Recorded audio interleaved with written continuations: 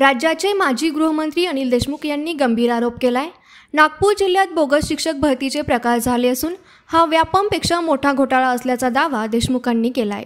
हा हजारो कोटींचा घोटाळा असून निवृत्त न्यायाधीशामार्फत चौकशी व्हावी अशी मागणीही त्यांनी केली आहे। देशमुख नेमकं काय म्हणाले पाहूया सविस्तर। ची व्याप्ती फक्त नागपूर जिल्ह्यातच नाही पण संपूर्ण महाराष्ट्रात आहे अशी सुद्धा माहिती येत आहे। पण नागपूर जिल्ह्यामध्ये ज्या पद्धतीनं बोगस कागदपत्र तयार करून अनेक शिक्षकांच्या नियुक्त्या करण्यात आल्या, नियुक्ती घ्या त्यांच्या जुन्या तारखेमध्ये नियुक्त्या करण्यात आल्या। एका शिक्षकाकडनं असं कळतं की 30-40 लाख रुपये या बोगस भरतीचे घेतलेत। त्याचबरोबर ज्या पूर्वीच्या तारखेमध्ये नियुक्त्या केल्या होत्या त्याचे हरियर सुद्धा 20-25 लाख रुपये या सर्वांनी वाटून घेतलेत। अशा पद्धतीनं एका शिक्षकाच्या मागे अंदाजे 60 ते 70 लाखाचा हा घोटाळा आहे। आणि आतापर्यंत जी आकडेवारी नागपूर जिल्ह्यामध्ये आली आहे 1058 शिक्षकांची ही बोगस भरती झाली अशा पद्धतीची माहिती पुढे आलेली आहे।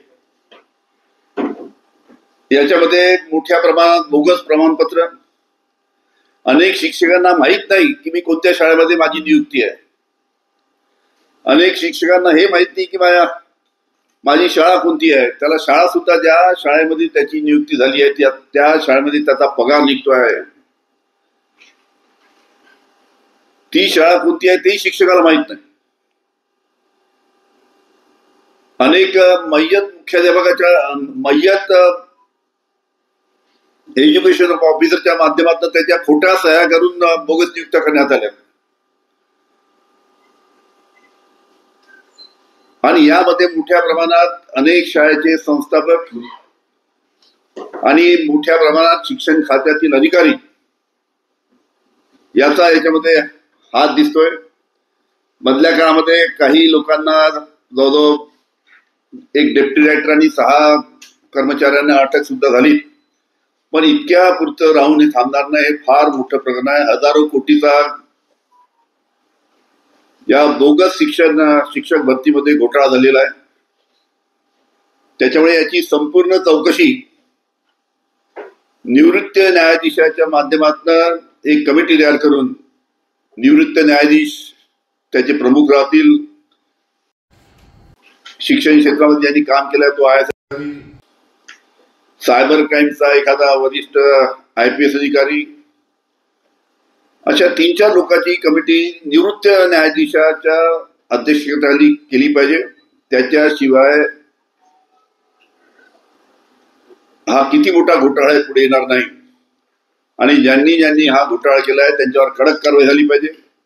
आता फक्त 6-7 लोकांना अटक करून चालणार नाही, पण हा फार मोठा घोटाळा मी सांगितलं व्यापमपेक्षा सुद्धा हा घोटाळा आहे।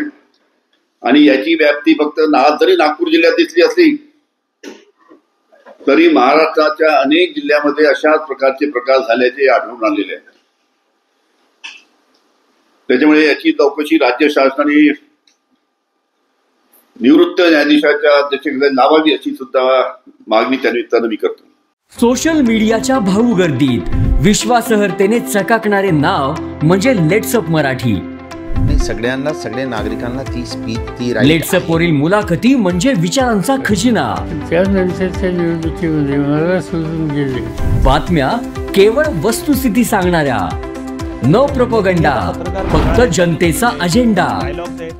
क्योंकि आने वाला कल जाने वाला है, जाने वाला कल आने वाला है। राजकारण, मनोरंजन असो की क्रीडा क्षेत्र, महाराष्ट्राची स्पंदने संवेदनशीलतेने टिपणारे माध्यम म्हणजे लेट्सअप मराठी। जगासोबत एक पाऊल पुढे राहण्यासाठी लेट्सअपचे ॲप, सोशल मीडिया आणि वेबसाईट सोबत कनेक्टेड रहा।